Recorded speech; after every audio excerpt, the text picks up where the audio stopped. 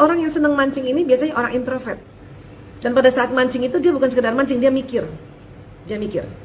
Ya. Nah tinggal sekarang di rumah bisa nggak dia mikir dengan santai, tidak dihubra-hubra, tidak didesak-desak gitu, ya. Itu nggak tahu ya. Sesungguhnya nggak tahu karena tadi informasinya nggak terlalu banyak ya. Makanya tadi informasi bahwa mancing sampai subuh, mancing kan mancing ikan maksudnya kan? Apa mancing kemarahan? Yang mana? Mancing ikan kan? Makanya kok sampai subuh? Itu di mana itu? Gitu itu aja masih Ibu Isa informasinya belum jelas ya. Nah tapi Bu Isa cuma bisa kasih tahu bahwa semua orang yang suka mancing itu orang introvert, orang pemikir dan pengamat itu, ya. Karena dia betul-betul ngamatin, dia mikir dan dia menikmati pemikiran-pemikirannya. Hanya itu tadi kok bisa sampai subuh dan setiap hari. Nah, itu pasti dia sedang sangat stres tuh. Udah pernah tanya belum? Ya. Dan kalau nanya sama suami, tolong intonasi suaranya yang cakep dong, yang lembut gitu, atau minta waktu atau temenin juga mancing. Sambil mancing baru ngobrol. Ya. Cuman biasanya istrinya ini atau suami yang introvert, istrinya ekstrovert, yang mau cepat, yang mau spontan, yang nggak suka berlama-lama ngabisin waktu, ya kan? Biasanya begitu tuh padanannya atau dia punya pasangan, soulmate-nya kayak gitu, ya. Jadi makanya jadi gemes, nggak bisa nemenin suami.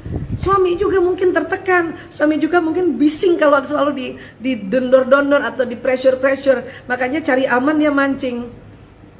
Kan gitu ya. Nah itu dulu yang perlu ditanyakan, ada apa, kenapa kayak gitu ya. Terus ini dulu nih, mulai kapan mancingnya? Waktu sebelum menikah, waktu ta'aruf pertama, atau misalnya di awal-awal kenal itu udah suka mancing emang? Ya. Kalau misalnya baru-baru ini, ya itu tadi bisa jadi dia stres ya, bisa jadi dia stres, dia nggak ada mengungkapkannya susah, karena biasanya orang introvert itu suka males ngomong sama istrinya. Kenapa? Pengalaman sebelum-sebelumnya baru ngomong 1 kalimat, istrinya udah 10 kalimat. Itu lagi yang bikin dia pusing. Makanya mendingan dia liatin ikan ya. Tapi jangan salah loh, dia mancing itu bukan diem aja, itu dia lagi ngomong sama siapa? Sama dirinya.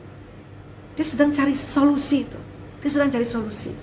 Ya, itu yang perlu kita pahami satu, dan bikin kita tenang dulu ya, bikin istri tenang, dan kalau perlu temenin supaya kita tahu ada apa ya gitu.